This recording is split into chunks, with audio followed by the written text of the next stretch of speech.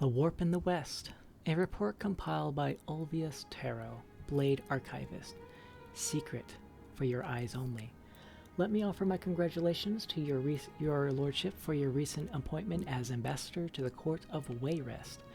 Your lordship asked me for a review of existing Blades accounts from 3rd Era 417 concerning the Warp in the West, and for a summary of the current state of affairs there. Since your lordship was in Blackmarsh serving in the staff of Admiral Sosorius at the time, you probably know of these events only from imperial proclamations and chapel declarations, which identify this period as the Miracle of Peace. During the Miracle of Peace, according to official accounts, the formerly war-racked Iliac Bay region was transformed overnight from a patchwork of squabbling duchies and petty kingdoms into the peaceful modern countries of Hammerfell, Sentinel, Wayrest, and Orsinium. The Miracle of Peace, also known as the Warp in the West, is celebrated as the product of the miraculous interventions of Stendar, Mara, and Akatosh to transform this troublesome region into peaceful, well-governed imperial countries. The catastrophic destruction of landscape and property and the large loss of life attending upon this miracle is understood to have been tragic and beyond mortal comprehension. In as much as this account confirms and validates the current borders of these countries and identifies the rulers and boundaries of these countries as ordained by the Nine, the Miracle of Peace serves imperial objectives of peaceful consolidation of ancient petty states and sovereigns into manageable imperial jurisdictions.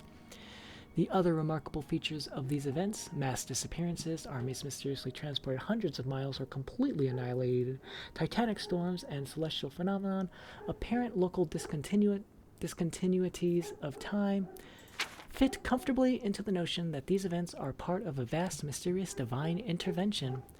However, this is only the public account of these events, and as you may suspect, it conflicts with many other accounts. In short, while this explanation suits imperial policy, it has little historical validity.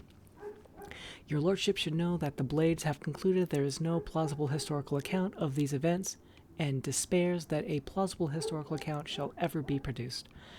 The Blades have concluded that a miracle occurred insofar as these events are inexplicable, but the Blades strongly doubt the miracle was of divine origin.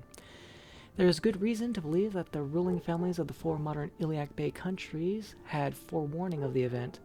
There is also some evidence that some of these ruling families may have been directly or indirectly responsible for the event. We do not know the exact sequence of actions that produced the event, although we are confident that the totem artifact was involved and that a Blades agent was involved in employing that artifact.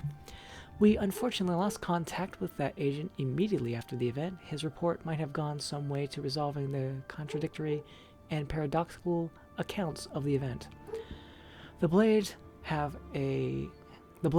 on file few reports from agents dating from the Warp of the West period. Most of our agents were lost in the initial dislocations, and others were lost in the confusion after the event. I present a few of these reports to give you a general sense of their limitations, including the report of your diplomatic predecessor, Lord Strail. I will have had access to other private and rumored accounts of the period. I believe you will agree that these documents raise more questions than they answer. The Report of Hammerfell, Agent Brierbird. I was on assignment in the Alikur Desert a few miles south of Bergama on the 9th of Frostfall. I was encamped as it was still early morning when I felt the ground shake so violently I was thrown to the ground. Dazed, I was aware of a great roar of a sandstorm, which alarmed me, as I had been on a high dune and had seen nothing like that on the horizon. It was on me before I was even on my knees, burying me and my camp. When I crawled my way out of the sand, I realized that I must make haste and get to Bergama as soon as possible, as all my food and water had been swept away. The sun was just rising as I began, like I said. When I reached Bergama, it was nightfall. The town was in chaos, filled with the soldiers of Sentinel. The lord of Bergama's fortress was in ruins. There had been an attack, but no one had seen it, only the invasion that followed it. The soldiers of Queen Akorithi of Sentinel refused to be interviewed about how they had accomplished this sneak attack, but I came to learn that the whole of northern Hammerfell now belonged to them. Even stranger, I discovered that my walk from sunrise to sundown had not taken me not 1 day, but 2. It was now the 11th day of the month, not the 10th. I had lost a day somewhere, and so apparently had everyone else, except Akorithi's soldiers, who somehow were aware of the correct date. I since have concluded that they had received advanced warning, and so were better prepared to deal with the strange confusion of time and dates associated with the warp. The report of High Rock, Agent Gylady. I was at the time of the warp undercover as a witch in the Skeffington Coven of Feargias in central High Rock. In order to give my report, I had volunteered for an expedition to gather supplies, which would allow me the freedom to reach my contact in Camlorn. I was traveling northeast along the foothills of the Rothgarian Mountains on the 9th of Frostfall, when I felt a great heat behind me, like a fire. I turned, but I regret to say I cannot tell you what I saw.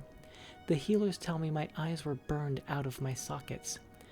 I think I must have fallen into a state of semi-consciousness, for I distinctly remember falling as the ground seemed to give way beneath me. Then there was a series of explosions in the distance to the south, and I heard high whistling noises that were getting louder, coming closer.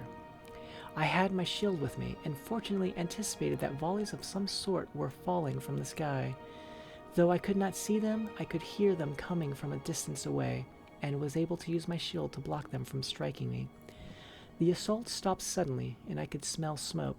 I learned later that most of the forest of Yakalan and Figias had caught fire in an inferno that started further south in Edania and the Ilesen Hills.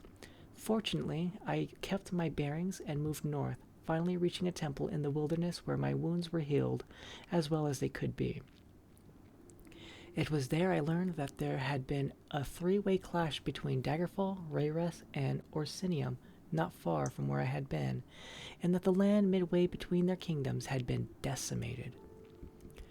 The report of Ambassador Lord Nigon Strail.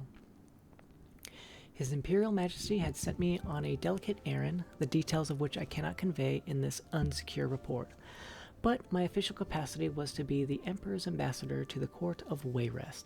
From there, I was to meet with an old friend, Lady Briziana, who was already in the vicinity.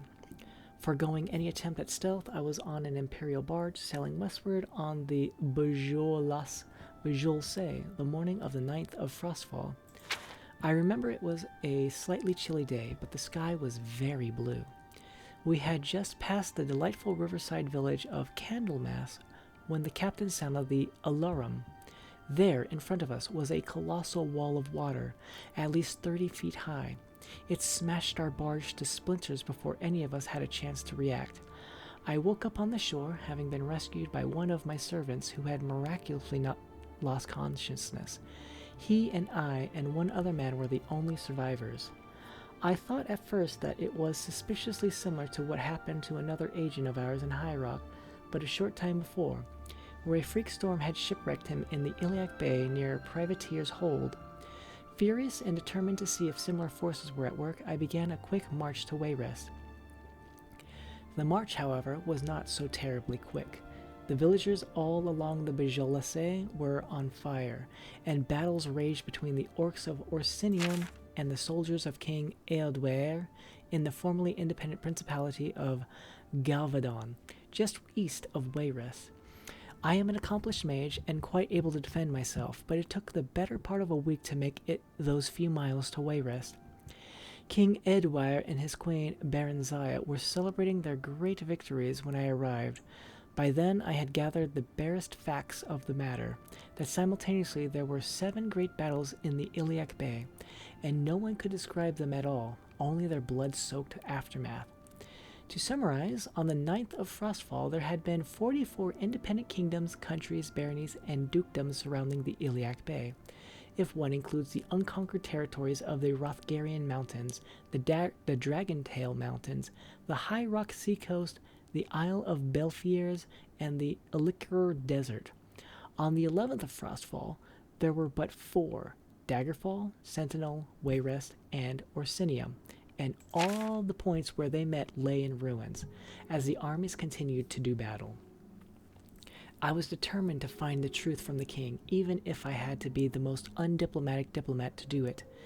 Eadwire, though a generally jovial sort, had blustered, saying he did not want to give out military secrets. The queen, ever calm with those unreadable red eyes of hers, told me, "We do not know." I think it is safe to assume that Baronzaya did not tell me everything, but the facts of her story, which I later verified after pointed interviews in Daggerfall, Sentinel, and Orsinium, was that they had learned that a certain powerful ancient weapon was going to be activated. I shan't give the name of it here. Out of fear that it would be used against Wayrest, the king had attempted to buy it from the young adventurer who had discovered its whereabouts. Ealdwire believed, as it turns out quite rightly, that other powers in the bay had also attempted to win ownership of this device. What happened then, as Baronzaya said, we do not know. The morning of the 9th and the morning of the 11th somehow merged through some sort of warp in the west, and Wayrest found themselves at war. Their land had expanded threefold, but they were under attack by Daggerfall to the west, Orsinium to the east, and Sentinel to the south. There had been no time to understand what had happened, the king said. They had simply reacted, sending their armies to defend their lands against these enemies whose kingdoms had also gained great territorial advantage. The battles continue on, now months later, as I return to the imperial city to make my report. What more do I have to say? They are bloody, violent clashes, as is always the case with modern warfare. But I have been to the blackened, desolate no man's land between the 4 remaining kingdoms. No mortal army caused that devastation. I can say that the force that shook the Iliac Bay on the 10th of Frostfall 3rd Era 417 was infinitesimally greater than the power these mighty kingdoms are wielding today. I can say that there were other strange events on that day which kept the kingdoms from breaking free of the Empire, and accomplished likely more besides. I can say there is nothing left of it, this power, this weapon, in the Bay. The warp that it created swallowed it up. Current political affairs in the Iliac Bay. Almost 20 years have passed, and the region, though transformed, has stabilized.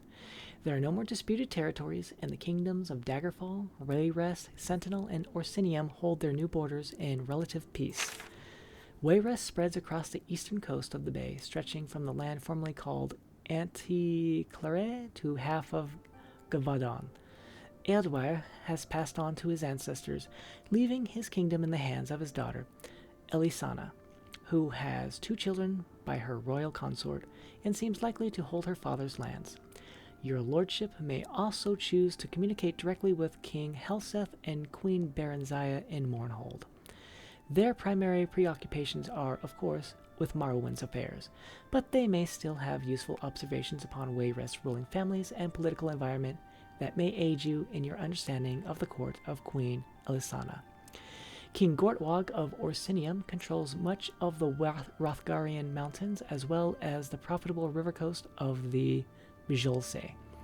He persists in his demands that Orsinium be recognized as an imperial province separate from High Rock. The Elder Council treats Gortwog as a recognized king and collects taxes directly from Orsinium.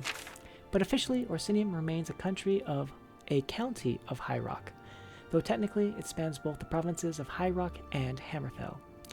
Sentinel has gained the most land, sprawling across the entire southern Iliac Bay from Abibon Gora, beyond the Dragon Tail Mountains, to the edge of Mornoth, Orsinium's territory. Queen Akorithi, at her death, left her enormous kingdom to her only surviving son, Lotun, who is now surely one of the most powerful kings in Tamriel. Daggerfall is still ruled by the Breton king Gothred and the Redguard queen Obka. Their land now encompasses all of western High Rock, from the border they share with Wayrest at Anticlare to the east to Ikalan to the north. They have 4 children now and are much beloved in their realm. If there are other repercussions of the mysterious warp in the west, they have not yet come to our attention in the course of 20 years of observation.